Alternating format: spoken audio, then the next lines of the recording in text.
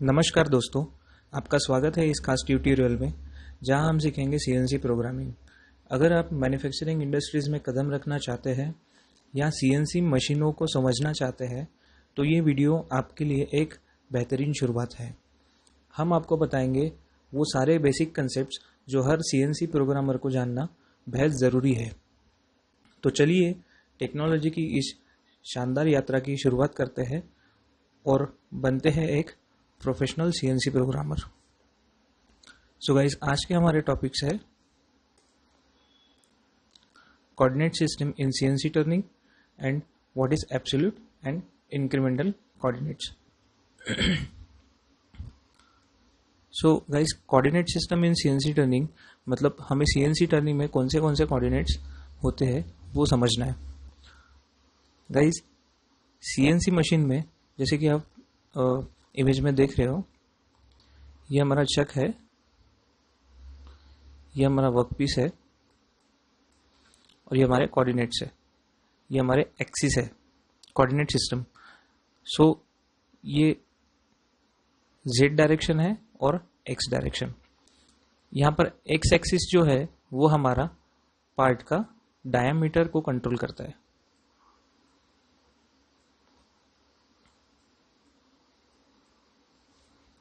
और Z axis जो है वो हमारा लेंथ को कंट्रोल करता है।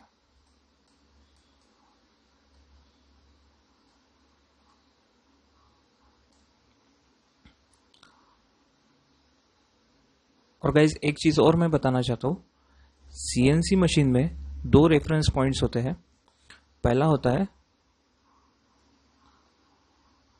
मशीन रेफरेंस पॉइंट,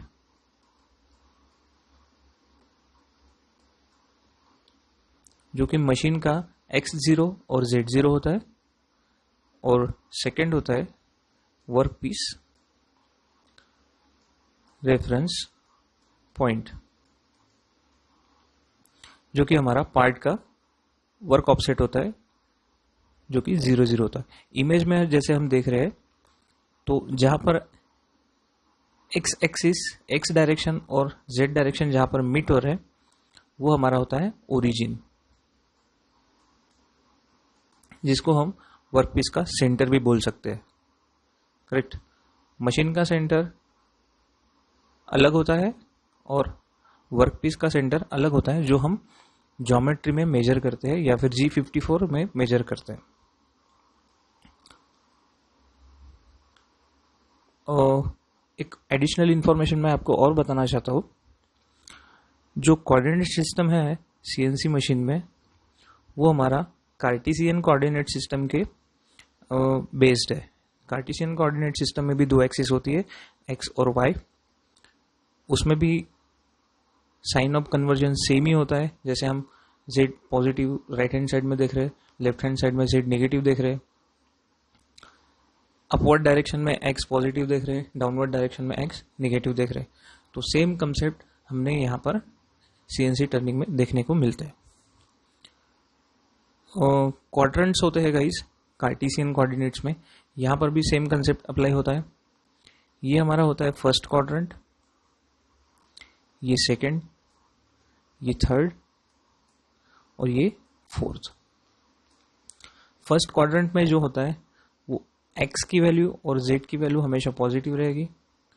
जैसे देख रहे हैं हम, Z positive, x positive. Second quadrant में एक्स पॉजिटिव रहेगा, जेड निगेटिव रहेगा।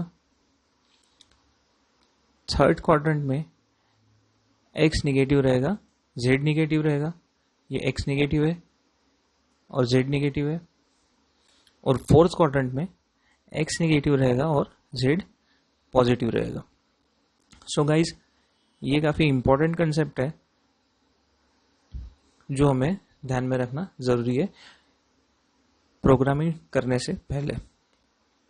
सो गाइस, हम जंप करते हैं हमारे सेकेंड टॉपिक पे, जो है what is absolute and incremental coordinates. Programming में जब हम गाइस प्रोग्रामिंग करने के लिए जब हम कोऑर्डिनेट्स फाइंड आउट करते हैं तो उसकी सीएनसी टर्निंग में दो मेथड्स हैं। पहली होती है एब्सोल्यूट कोऑर्डिनेट मेथड की सहायता से हम कोऑर्डिनेट्स को फाइंड आउट करें, जिसमें जी कोड यूज होता है हमारा G90। सो G90 हमारा एब्सोल्यूट कोऑर्डिनेट को ऑन करने के लिए यूज होता है। सो गाइज यहाँ पर हम कंसिडर करते हैं कि हम एक टूल पाथ जनरेट कर लेते हैं ताकि हम पोजीशंस को फाइंड आउट कर सके। सो स्टार्टिंग से हम करेंगे, अगर मान के चलते ये हमारा ओरिजिन है, जैसे लास्ट इमेज में हमने देखा था ये ओरिजिन है। गाइज ये जो ओरिजिन है वो हमको मशीन को बताना पड़ता है, जो हम ऑफसेट लेकर यूज करते हैं। ऑफसेट लेकर मशीन को बताते हैं ज्योमेट्री ऑफसेट। तो गाइज ये हो गया हमारा ओरिजिन, और इसको हम पॉइंट नंबर बोलते हैं 1। मतलब इनिशियली हमारा टूल पॉइंट नंबर 1 पर आएगा, 1 से ट्रेवल करते हुए पॉइंट नंबर वो 2 पर जाएगा, 2 से ट्रेवल करते हुए पॉइंट नंबर जाएगा 3 पर, 3 से ट्रेवल करते हुए जाएगा 4 पर, और 4 से ट्रेवल लास्ट पॉइंट करेगा 5th। सो ये एक टूल पाथ हम अभी इसके कोऑर्डिनेट्स फाइंड आउट करेंगे। ओके, सो वैल्यूज हमको दी गई है 30 mm diameter. Initial first diameter 30 mm है, सेकेंड डायमीटर जो है वो 60 mm है। ओके,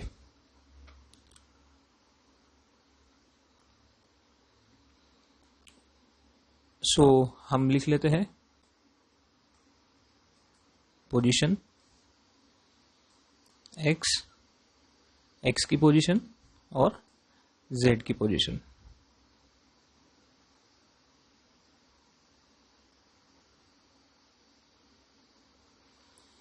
टूल जब हमारा यहां पर पोजीशन करेगा पॉइंट नंबर 1 पर, पोजीशन 1 पर, तो वहां पर ओरिजिन है तो हमारी एक्स की वैल्यू 0 हो जाएगी और जेड की वैल्यू भी 0 हो जाएगी, क्योंकि वो दोनों एक्सिस का मीटिंग पॉइंट है। जैसे लास्ट पिक्चर में हमने देखा, मीटिंग पॉइंट पर हमेशा x0 z0 वर्कपीस 0 पॉइंट जिसे हम बोलते हैं। ये कंसेप्ट गाइस आपको हर एक पार्ट की कोऑर्डिनेट्स निकालने के लिए यूज होने वाला है, इसलिए मैंने इस सीरीज का ये पहला टॉपिक रखा है, ताकि हमें आने वाले नेक्स्ट जो भी लेक्चर्स है उनमें आसानी से ये कंसेप्ट्स को ग्रैब कर सके। सेकेंड पोजीशन पे जब हमारा टूल जाएगा तो 1 से 2 ट्रेवल करेगा, तो 1 से 2 ट्रेवल करने के लिए उसको एक्स में बढ़ना पड़ेगा। और यहां पर एब्सोल्यूट कोऑर्डिनेट मेथड क्या बोलता है कि जब भी हम डिस्टेंस ट्रेवल करेंगे तो वो एक फिक्स्ड ओरिजिन पॉइंट से ही कैलकुलेट होगा।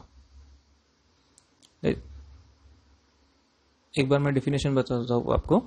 The location of point by it's distance and direction from a fix point typically 0 0। इसका मतलब है कि जब भी हम कोऑर्डिनेट्स को फाइंड आउट करेंगे तो एक रेफरेंस पॉइंट से हम उसको कैलकुलेट करेंगे। फॉर एग्जांपल एक लेंथ है, ये 0 1 2 3 4 5 6। ओके, ये स्केल है हमारा। अब स्केल से अगर मुझे 2 गिनना है इस तरीके से एब्सोल्यूट की मेथड से, तो मैं फिक्स ओरिजिन पॉइंट से 2 गिनूंगा। ओके, सो एक मेरा 1 हो गया, ये 2 हो गया, मतलब फर्स्ट पॉइंट मेरा आ गया यहां तक। इसको मैं स्टार करता हूं। अब उसके बाद में मुझे अगर 4 गिनना है तो मैं फिर से 0 से शुरुआत करूंगा। 1 2 3 4 5 4। ओके, सो ये मेरा हो गया 4। ये होता है एब्सोल्यूट कोऑर्डिनेट मेथड, कि हम एक रेफरेंस पॉइंट से कोई भी चीज को मेजर करते हैं। इसके ऑपोजिट हमारा रहेगा इंक्रीमेंटल, वो हम आने वाले कुछ ही मिनटों में देखेंगे। पहले हम सारी पोजीशंस कैलकुलेट कर देते इस रेफरेंस पॉइंट से, जो कि हमारा है 0 0, टिपिकली 0 0। सो सेकंड पॉइंट पे हमारे कोऑर्डिनेट्स क्या बनेंगे, एक्स में 30 और वाई में जेड में 0। थर्ड पॉइंट पे हम मूव करेंगे। अभी हमें एक्स में मूव नहीं करना है, सिर्फ जेड में मूव करना है। तो एक्स में हमारा रहेगा 30 और जेड में हम मूव करेंगे -20। माइनस क्यों आया, फिर से एक बार मैं दिखाना चाहता हूँ। ओरिजिन के लेफ्ट हैंड साइड में डायरेक्शन कौन सी होती है, जेड निगेटिव, इसलिए -20। फोर्थ पोजीशन पे हम ट्रेवल करेंगे 3 to 4। अब हमें जेड में ट्रेवल नहीं करना है, इसलिए जेड हमारा हो जाएगा -20 ही रहेगा, क्योंकि इसके आगे हमें जाना नहीं है। इतना आ गए, यहाँ से सिर्फ ऊपर जाना है। अभी हमें इस डायरेक्शन में 20 तक आ गए, यहाँ से हमें ऊपर जाना है। तो ऊपर का डायमीटर कितना दिया है, 60 mm। सो एक्स 60। ओके, फिफ्थ पॉइंट पे अभी हम ट्रेवल करेंगे। सो फोर्थ पे जो हमारा डायमीटर है वो 60 रहेगा, करेक्ट, क्योंकि 4 से हमें 5 ट्रेवल करना है सिर्फ जेड डायरेक्शन में। एक्स में हमें ट्रेवल नहीं करना है, ओनली दिस डायरेक्शन में हमको ट्रेवल करना है, इसलिए जेड की हमारी हो जाएगी माइनस। अब ओरिजिन से कैलकुलेट करना है, तो ओरिजिन से अगर कैलकुलेट करते हैं तो 20 ऑलरेडी हम ट्रेवल कर चुके हैं और ये हो जाएगा 40। 20 + 40 = 60 और ये रहेगा हमारा -60। सो ये इस तरीके से हम एब्सोल्यूट कोऑर्डिनेट मेथड से कोऑर्डिनेट्स फाइंड आउट करते हैं। बढ़ते हैं हमारे नेक्स्ट टॉपिक की तरफ, incremental coordinates. Incremental coordinates method defines movement from the current position of the tool rather than from the fixed origin G91। Guys वही कंसेप्ट मैं फिर से लेना चाहता हूँ। एक स्केल है हमारे पास,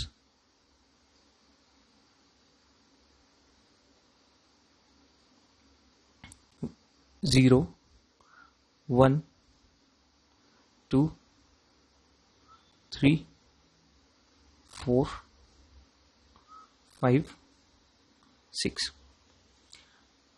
अगर G91 हमने एक्टिव करके रखा है हमारे प्रोग्राम में, तो कोऑर्डिनेट्स हम किस तरीके से फाइंड आउट करेंगे। For example,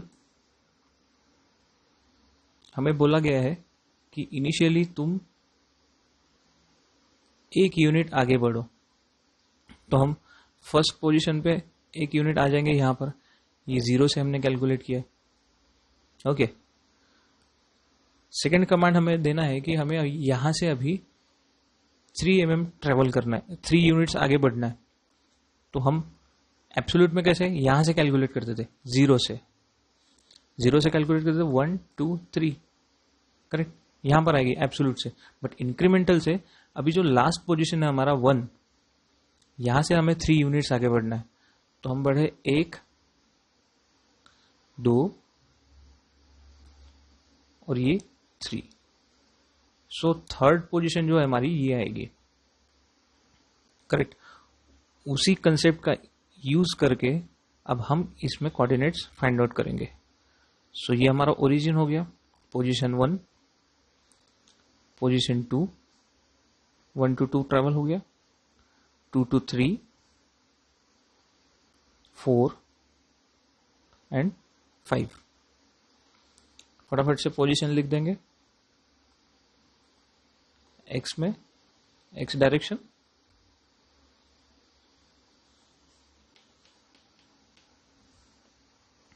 x coordinate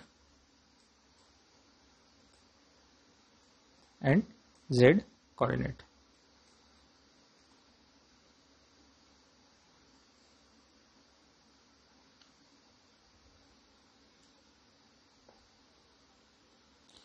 position number 1 पर हमारा आएगा 0 और 0, क्योंकि वो सेंटर है।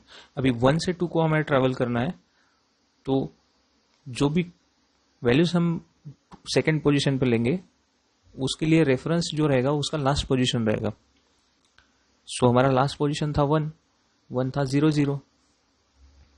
सो सेकंड पॉइंट पे हमें ट्रैवल करना है। अभी जेड में ट्रैवल नहीं कर रहे, इसलिए जेड हमारा रहेगा 0 और एक्स में हमें ट्रैवल करना है, तो एक्स हो जाएगा 30। थर्ड पॉइंट में बढ़ते हैं। अभी हमें ये हमारा 0, 0 हो गया, क्योंकि rather than fix point, fix origin हमारा हो गया पॉइंट नंबर 3 के लिए। सो 2 to 3 ट्रेवल करने के लिए हमें सिर्फ z में ट्रेवल करना है। सो x हमारा हो जाएगा 0, क्योंकि अभी हमें x में ट्रेवल नहीं करना है,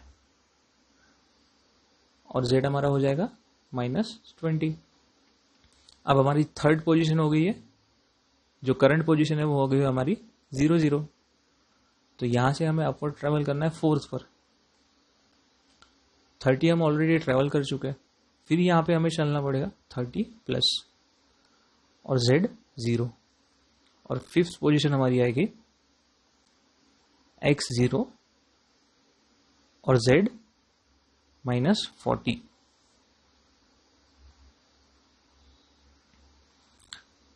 गाइज, आशा करता हूँ कि आपको ये वीडियो पसंद आया हो, और जो भी कंसेप्ट्स है एब्सोल्यूट कोऑर्डिनेट मेथड और इंक्रीमेंटल कोऑर्डिनेट मेथड के, और जो हमारा फर्स्ट टॉपिक था कोऑर्डिनेट सिस्टम, आपको समझ में आया हो।